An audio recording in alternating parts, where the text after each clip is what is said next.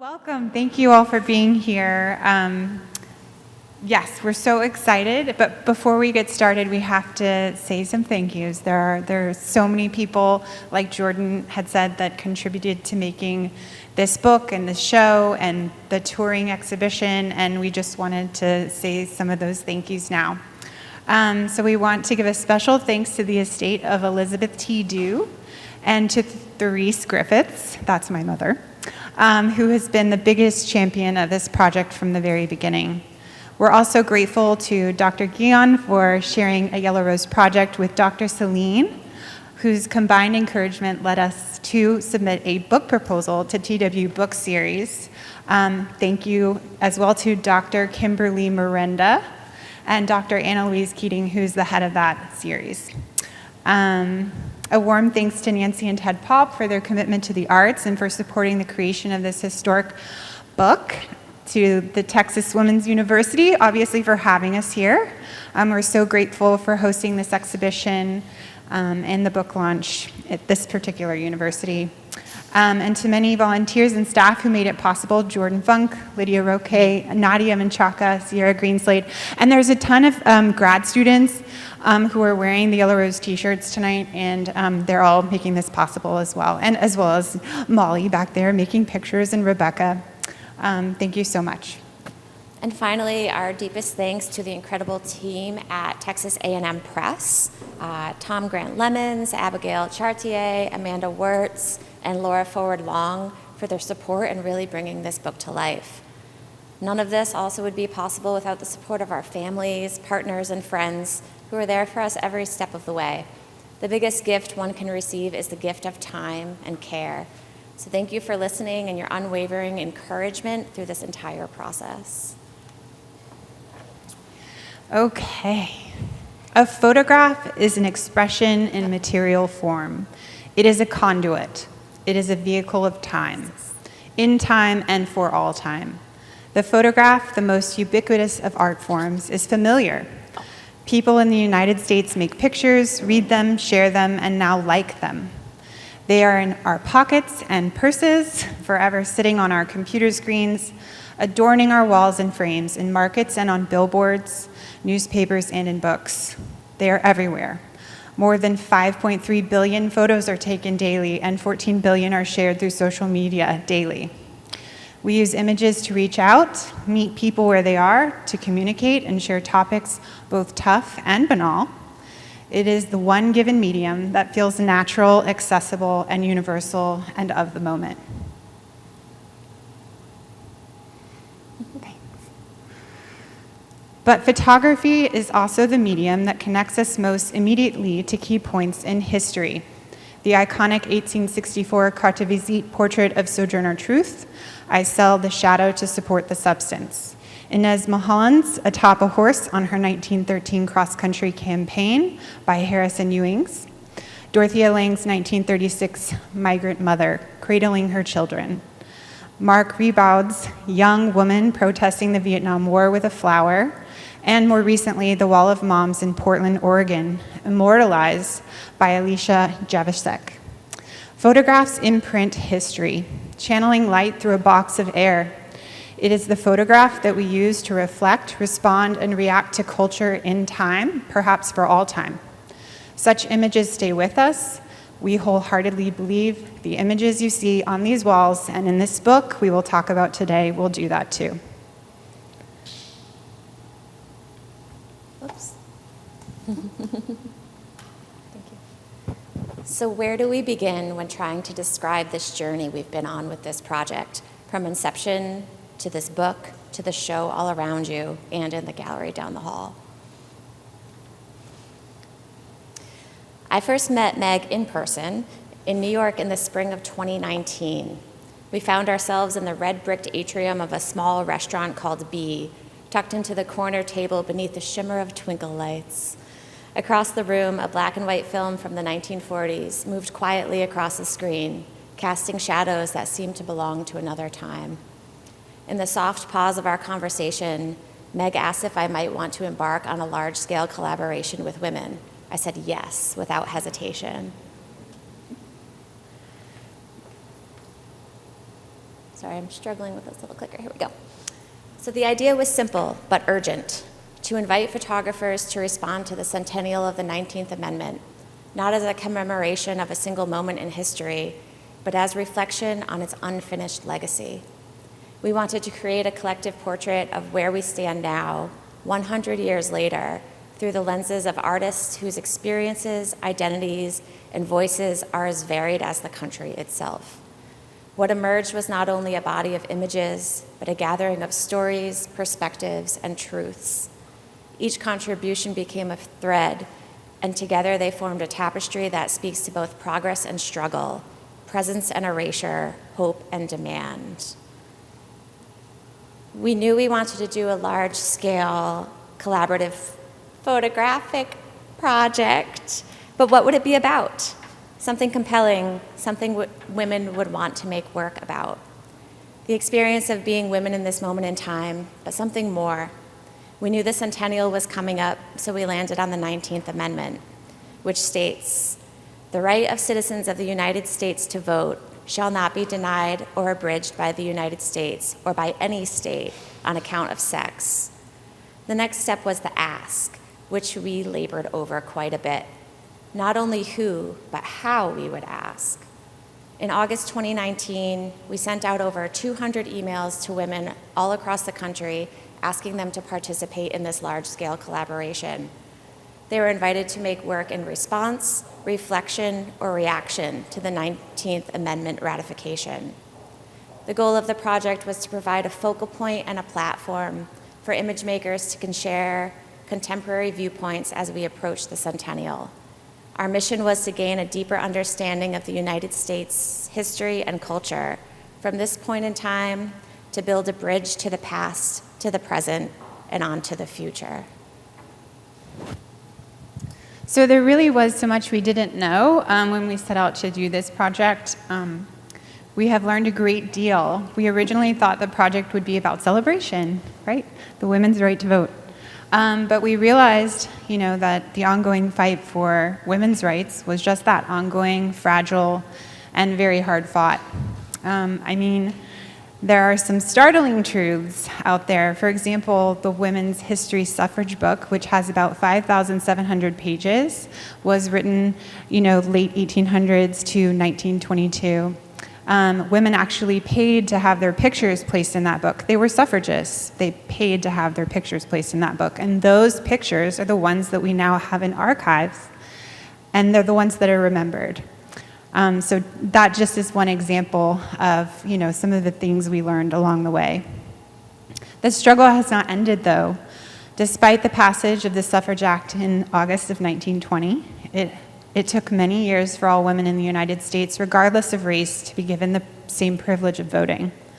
Due to state laws and prohibitive policies, many women are still unable to fully exercise their right to vote.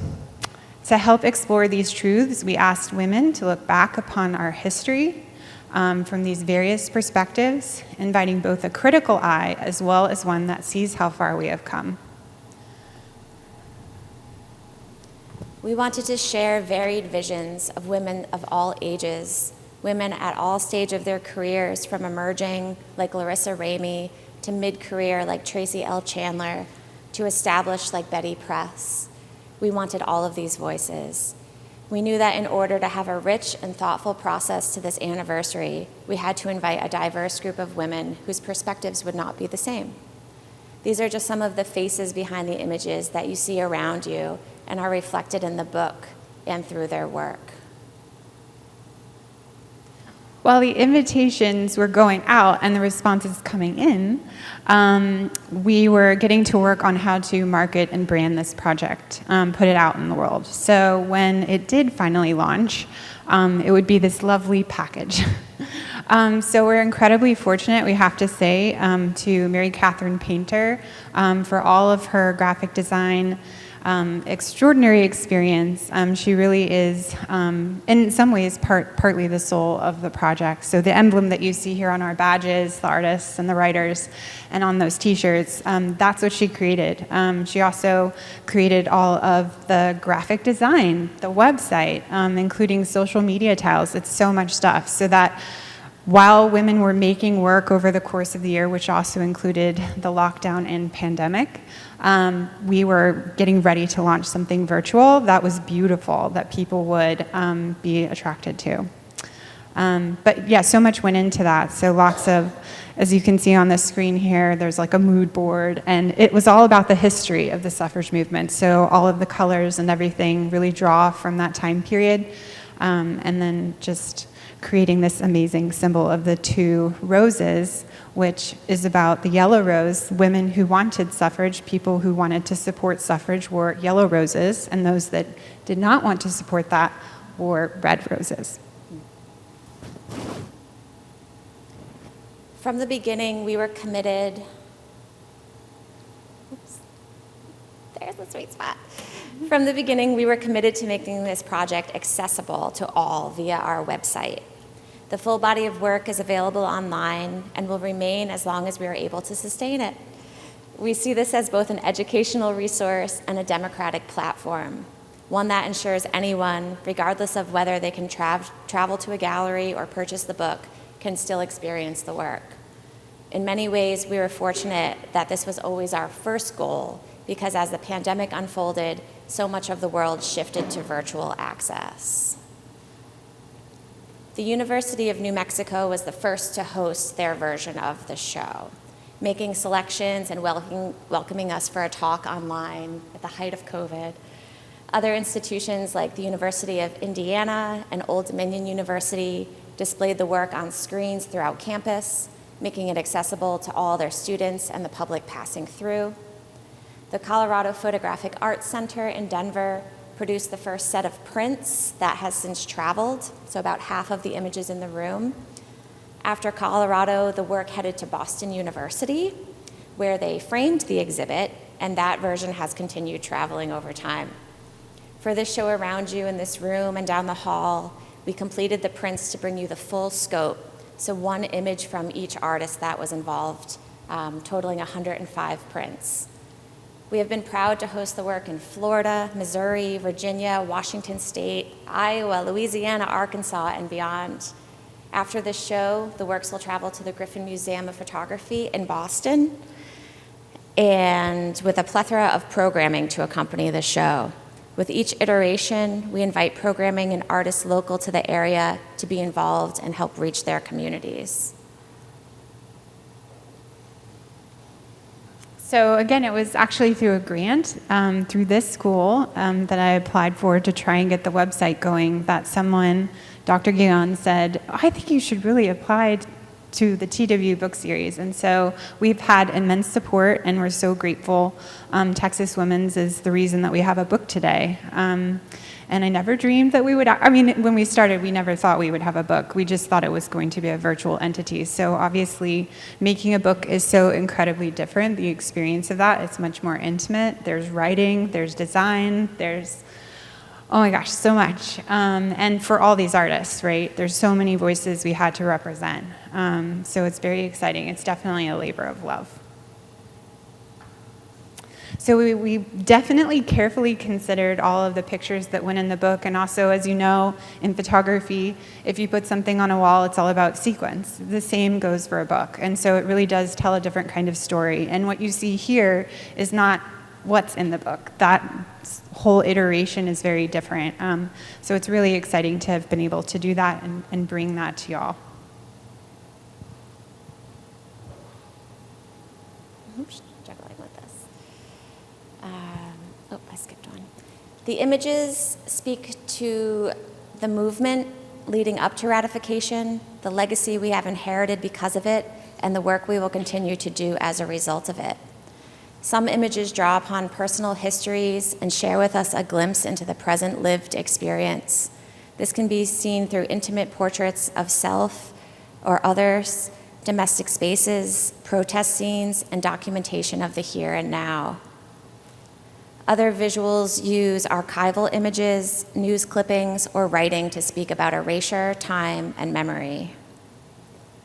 Themes surrounding the body and gesture come into play in various ways, alluding to issues of power, sexuality, choice, vulnerability, and endurance.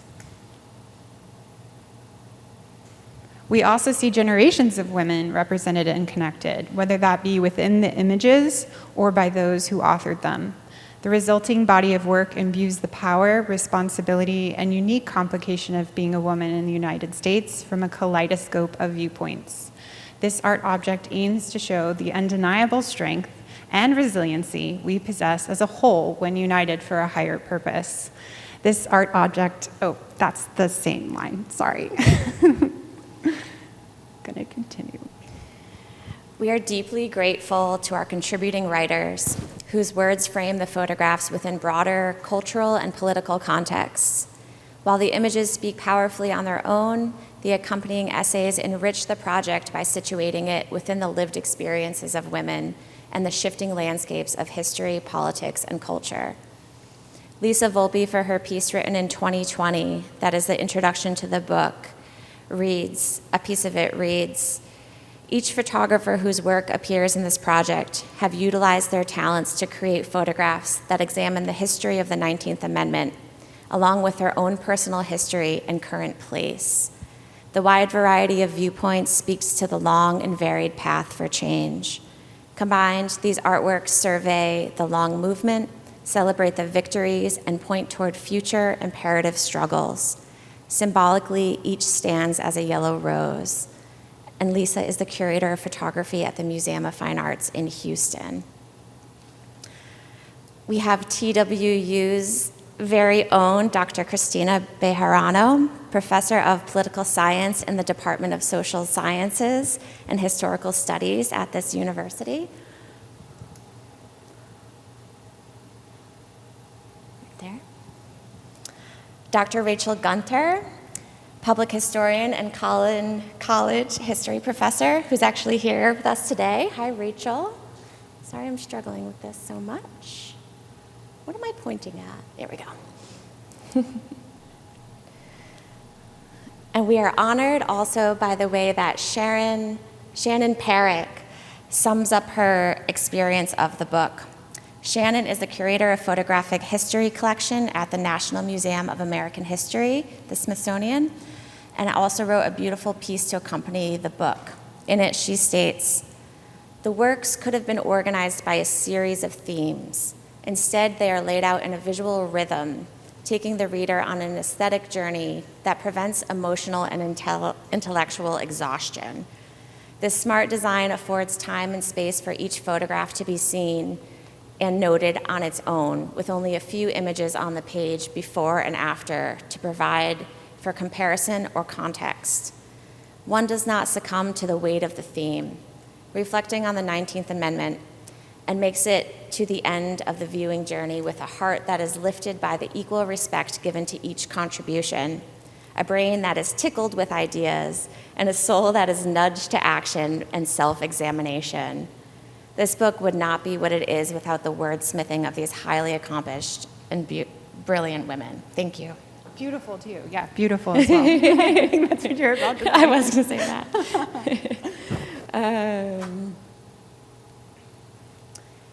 Mamma mia. To see the book format is to experience the work in a new way, where pairings of images come to life.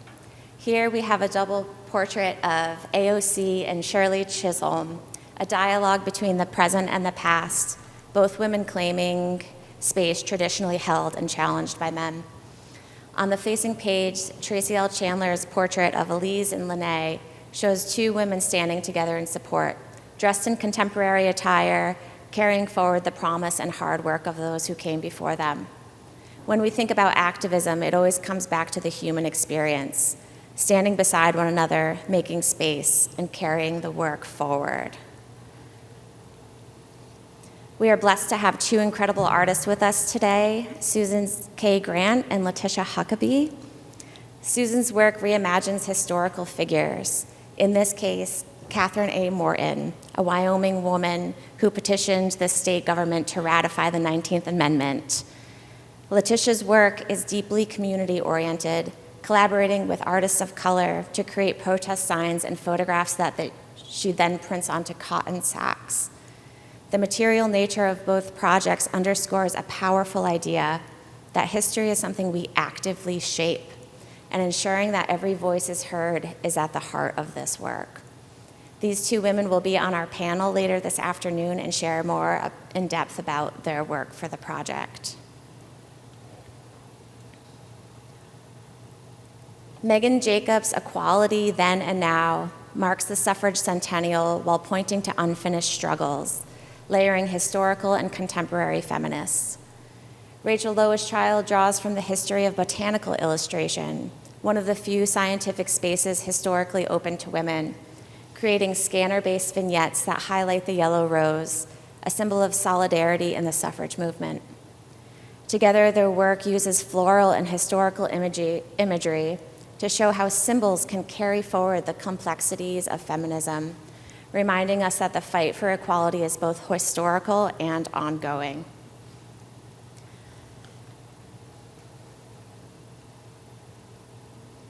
The 19th Amendment was a milestone, although women of color were excluded until 1965, particularly Black women. Frankie, Colleen Mullen's 95-year-old neighbor, embodies a life of activism. Laws are bricks, but people like her are the mortar. Rania Matar's work explores the becoming of young women today, and for a Yellow Rose project, she photographed first-time voters whose voices carry this legacy forward. So since the launch of the project in 2020 and now on to production, and the physical book is now here, it has been a continual surprise how relevant and timely this call and work remains. With each passing year, new laws and policies are being generated and struck down that further unravel the complicated tapestry that weaves our experience together in this country.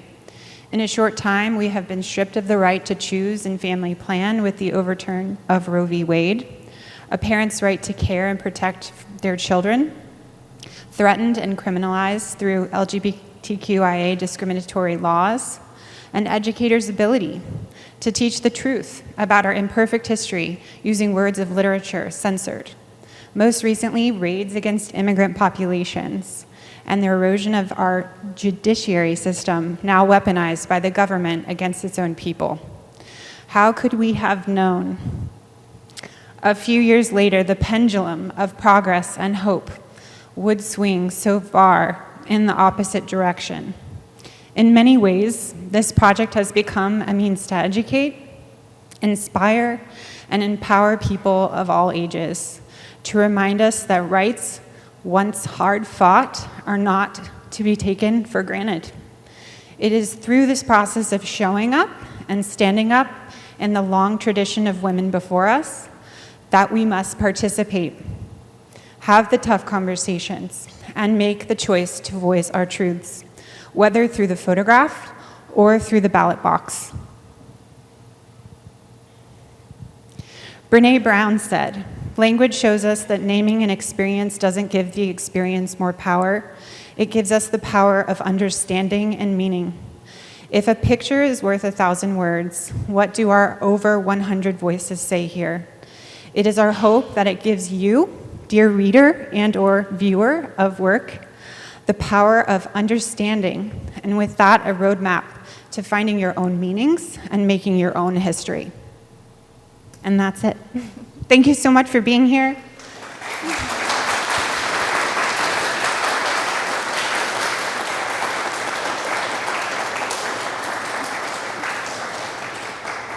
We're also willing to answer any questions you might have about the book, or join us if nobody has any questions in the other room. It's room 101 in this fabulous building, built in the 1930s, for a book signing, and you can also purchase books. But if you have a question, we would love to answer it.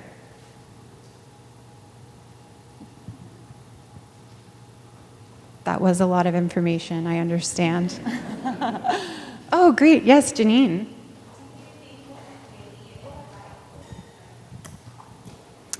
Thank you for ushering the mic over there, Christina, our marketing person.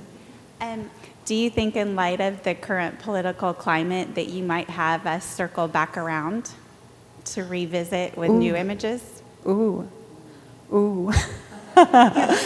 Oh, yeah.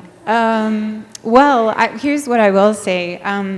since we launched this project, I'm an educator here. I run the photo program at TWU. I have embedded this project in all of my intro classes. So actually the students make work every semester in response to the 19th Amendment. That can be screened in room 101 as well. So you can see the student responses. So in a way, yes, that it will continue as long as I work here, which is great. And it will also travel with the show now, we've decided. So TWU students will have exhibitions every time we have an exhibition along with y'all. It's a great question. It's so much a service and a labor of love, and we are definitely working for you artists and for education, and we do consider this our activism. I think we would have to have a serious discussion about that, and then also maybe more person power, because it's just the two of us, and we do have other jobs. And this has taken up, in such a good way, a lot of our lives. And so I would say, let's put a pin in that. It's a possibility. I do think that since the work has come out, there were women who were invited for whatever reason. They couldn't do it. They couldn't, especially during the pandemic, they couldn't make it happen. There were women like 5 days before this launched virtually that were like, can I still be a part of it? And we're like, we can't, And then people since then who've asked the same question, who would love, I think, to be a part of it actively. I think if we could get some other people involved in helping us do that, that might be a possibility. I don't know, Frances, I don't want to speak for you. You're my other half. I think having the platform to really celebrate each other and additional artists, like our upcoming show at the Griffin, their wonderful social media person reached out to everybody, right, to ask about their influences. So really just kind of expanding that community feels good at this moment, too. Yeah, well said. Yes, Susan. Susan K. Grant, by the way, is Professor Emerita. She'll be on the panel later, but she was here 35 years before full-time artist. That's what you transitioned to. And I'm so grateful you're here. Could you share with us some of the experiences and responses that you've witnessed while the show has traveled to all these different venues? Well, actually, Christina could share one that she experienced here at TWU. An alumni came, and if you want to share that story, I'd love for you to do that. We had an alum from the early 2000s that came in during this week and was extremely moved by the exhibition, in tears, and we had a beautiful conversation for like maybe 20 minutes out in the hallway. Actually, we were in the visual arts office, and they asked us to please go out in the hallway because we were distracting their work. But I think it really speaks to like the poignancy and like the timing that the climate we're in, and the impact that photography and writing can have. Yeah, and that's just one. I know Jordan is teaching women in the visual arts as well as history of camera arts. It's so exciting, actually. And she had her students this morning. She was telling me some of them are quite moved as well. Do you want to share that story?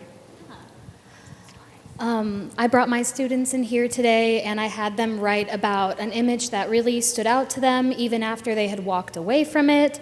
And students shared with me that some of these images really spoke to moments in their childhood and things that really defined them as a woman. I remember a student told me about your image, Meg, and how she is the one who cooks for her family, and that is how she shows her love for them. And your image reminded her of how that, like, cooking for somebody and providing for them is a way to show that you care and a way to nurture yourself and your family and your community. And all of my students had fantastic responses. Some of them were like, is like a whole page too much? And I was like, no, you can write as much as you want. I'd love to hear what you think. It's continuously been moving. Some of my students were moved to tears. They really loved it. It's been fantastic to see how it's impacted the students. We've also gotten emails, I mean, just countless emails from people. One I recently got, I'm going to blank on the name, so apologies, but they said that they would love to get us in touch with a group of Iranian photographers that he knows, he's Iranian, and do some sort of virtual Zoom or talk, because he thinks it's really important for work like this to get in front of them. So that was just an amazing thing. He had just come on his own to the exhibition, but I don't know if you have some other stories. That's just from being here, but all along the way there have been so many. Lots of chatter about Yvette Meltzer's piece, which kind of puts us in a very specific place and time. And I invite you in, I believe there is a binder, but then also in the book, each artist has a little statement about what their work is about. So if an image speaks directly to you and you want to know more about it, we have the information to share with you. It's a great question. Thank you. Any more questions from the audience? Okay, thank you so much. Please join us in the other room.